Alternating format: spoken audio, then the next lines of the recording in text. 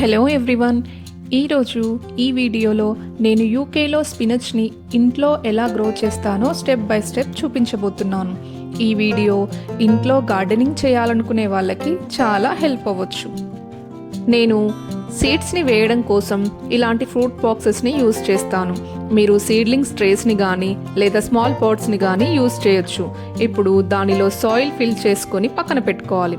నేను ముందుగా సీడ్స్ని తీసుకొని బెటర్ జెర్మినేషన్ కోసం ఓవర్ నైట్ వాటర్లో సోక్ చేసి నెక్స్ట్ డే మార్నింగ్ వాటర్ని డ్రైన్ చేసి సీడ్స్ని ఈవెన్గా స్ప్రెడ్ చేసుకోవాలి. సీడ్స్ అన్నీ ఒక దగ్గర కాకుండా కొంచెం గ్యాప్తో వేయాలి.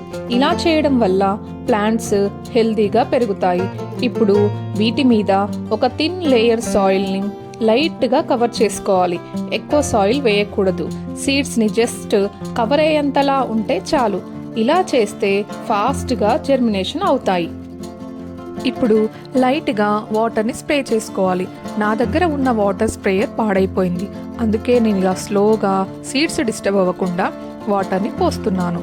నెక్స్ట్ ఒక టిష్యూని తీసుకొని కవర్ చేసుకొని ఈ ట్రేని ఇంట్లో ఎక్కడైనా సన్లైట్ పడే చోట పెట్టుకోవాలి. మధ్య మధ్యలో టిష్యూ డ్రై అవ్వకుండా వాటర్ని స్ప్రే చేసుకోవాలి. 3-4 రోజుల తర్వాత స్ప్రౌట్స్ రావడం స్టార్ట్ అవుతాయి. అప్పుడు టిష్యూని తీసేసుకోవాలి. 12 రోజుల తర్వాత సీడ్లింగ్స్ ఈ సైజులోకి వచ్చి కొంచెం స్ట్రాంగ్గా అవుతాయి.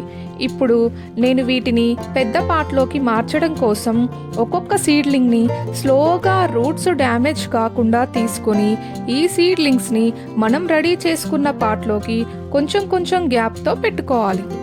ఇలా పెట్టుకోవడం వల్ల రూట్స్ బాగా స్ప్రెడ్ అయ్యి వాటర్ని అలాగే న్యూట్రిషన్స్ని బాగా అబ్జర్వ్ చేసుకొని ప్లాంట్స్ ఫాస్ట్గా అండ్ హెల్తీగా గ్రో అవుతాయి.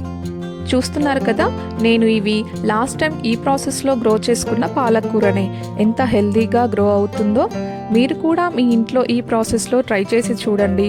అలాగే నా వీడియోస్ మీకు నచ్చినట్లయితే లైక్ చేయండి. అలాగే నా ఛానల్ని సబ్స్క్రైబ్ చేసుకోండి. ఇంకా మంచి మంచి గార్డెనింగ్ వీడియోస్తో మీ ముందుకు వస్తాను. Thank you for watching.